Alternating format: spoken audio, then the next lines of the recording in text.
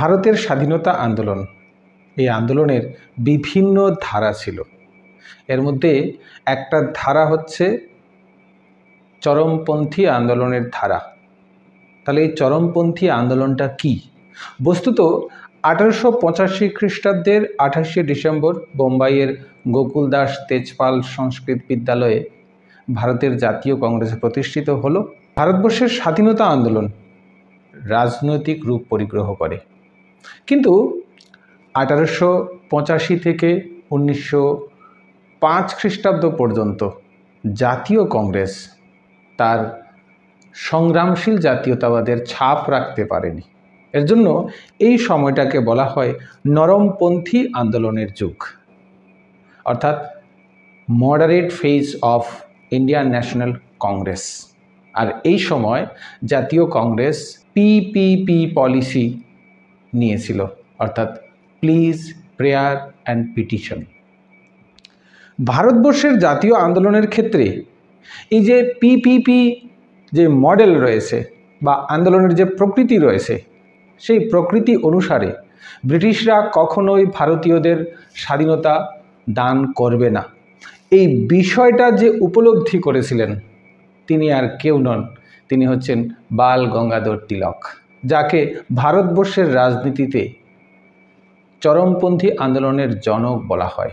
এবং তারই নেতৃত্বে 1907 খ্রিস্টাব্দে জাতীয় কংগ্রেসের সুরাট অধিবেশনে জাতীয় কংগ্রেস দুটি পৃথক ভাগে বিভক্ত হয়ে যায়। একটি হচ্ছে নরমপন্থী বা মডারেটস, আর আরেকটা গোষ্ঠী হচ্ছে চরমপন্থী বা এক্সট্রিমিস্ট। এই এক্সট্রিমিস্টদের মধ্যে 4 জন উল্লেখযোগ্য ছিলেন: লালা লাজপত রায়, অরবিন্দ ঘোষ, বিপিনচন্দ্র পাল, আর আরেকজন হচ্ছে বাল গঙ্গাধর তিলক, বলা হয় লাল বাল পাল। এবং তার সঙ্গে অবশ্যই বাংলার আরেকজন সংগ্রামশীল জাতীয়তাবাদের জনক ছিলেন অরবিন্দ ঘোষ। তাহলে আজকে এই ভিডিওতে বাল গঙ্গাধর তিলকের অবদান এবং সংক্ষিপ্তভাবে তার জীবনী এবং ভারতীয় সংগ্রামশীল জাতীয়তাবাদে তার কি অবদান রয়েছে তা নিয়ে আলোচনা করব। Welcome to my channel history IQ. Bal Gangadhar Tilak এবং সংগ্রামশীল জাতীয়তাবাদ। বাল গঙ্গাধর তিলক ছিলেন ভারতীয় চরমপন্থী রাজনীতির অন্যতম শ্রেষ্ঠ প্রবক্তা এবং পথিকৃৎ। 1856 খ্রিস্টাব্দের 23শে জুলাই মহারাষ্ট্রের অন্তর্গত রত্নগিরি নামক স্থানে এক চিৎপাবন বংশীয় শিক্ষিত ব্রাহ্মণ পরিবারে তিলক জন্মগ্রহণ করেন। বাল গঙ্গাধর তিলকের পিতা ছিলেন গঙ্গাধর রামচন্দ্র তিলক। 1880 খ্রিস্টাব্দে তিলক ভারতীয় রাজনীতিতে প্রথম যোগদান করেন, অর্থাৎ জাতীয় কংগ্রেস প্রতিষ্ঠার ঠিক 5 বছর আগে, যখন অনেকগুলি সমিতি গড়ে উঠেছিল ভারতবর্ষের বিভিন্ন জায়গাতে বিভিন্ন দাবি নিয়ে ব্রিটিশদের কাছে। তিলক সংগ্রামশীল জাতীয়তাবাদের প্রচারের হাতিয়ার হিসাবে ইংরেজি ভাষায় মারাঠি ও মারাঠি ভাষায় কেশরী নামক 2টি সাপ্তাহিক পত্রিকা প্রকাশ করেন। তিনি প্রথম সংগ্রামশীল জাতীয়তাবাদী ব্যক্তি যিনি পত্রিকার মাধ্যমে ভারতবর্ষের জাতীয় আন্দোলনকে শক্তিশালী করতে চেয়েছিলেন।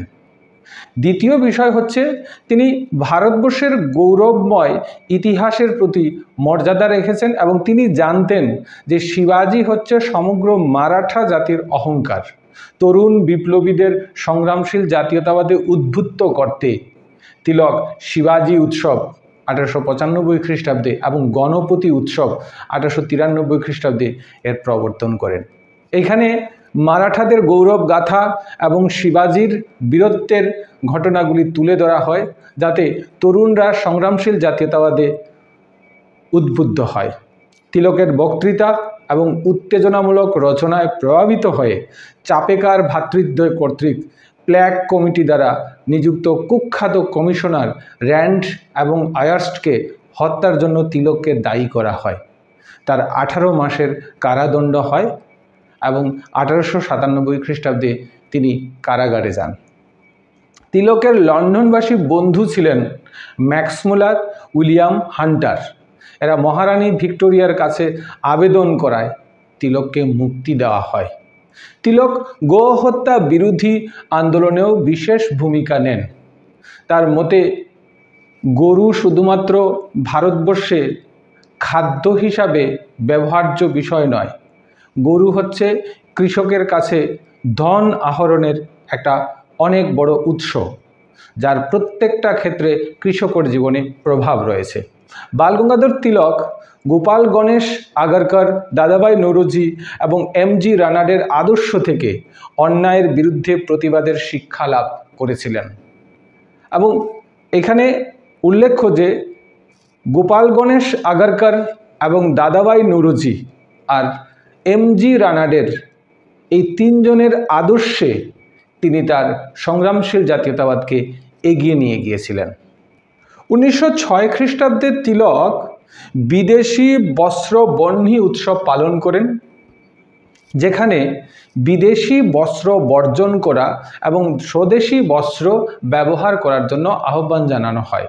1908 খ্রিস্টাব্দে তিলক বিপজ্জনক বিপ্লবী রূপে চিহ্নিত হন এবং সরকার তাকে পুনরায় গ্রেপ্তার করে 6 বছরের জন্য বার্মার মান্দালয় জেলে পাঠিয়ে দেয়।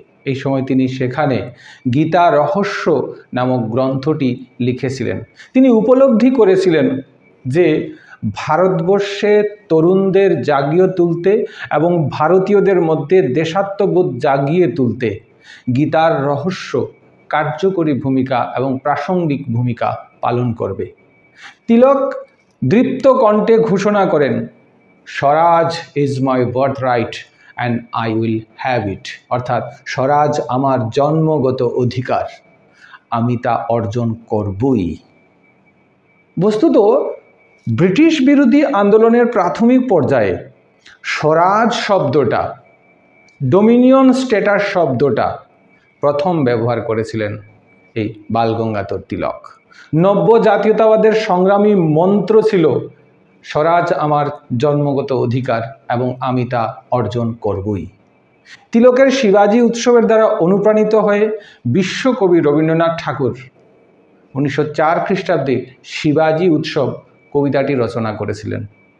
1916 খ্রিস্টাব্দে বোম্বের বেলগাঁওয়ে, বর্তমান কর্ণাটকের রাজ্য, বোম্বে প্রভিন্সিয়াল কংগ্রেসের অধিবেশনে তিলক হোম রুল লীগ গঠনের কথা ঘোষণা করেন, যার মূল কেন্দ্র ছিল মহারাষ্ট্র।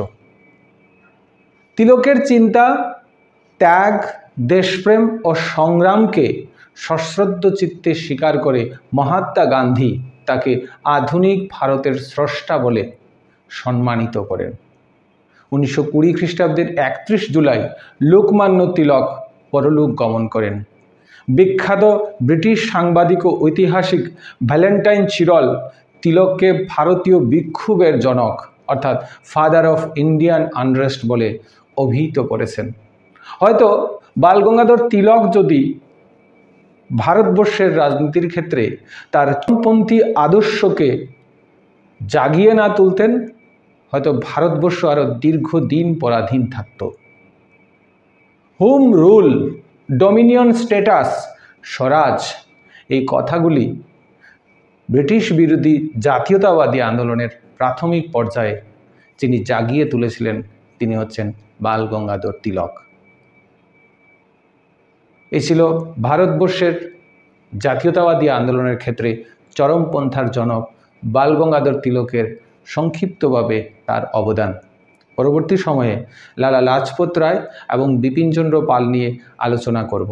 ভিডিওটি ভালো লাগলে লাইক করবেন, শেয়ার করবেন আর অবশ্যই হিস্ট্রি আইকিউ চ্যানেলটাকে সাবস্ক্রাইব করবেন। নমস্কার, জয় হিন্দ, বন্দে মাতরম।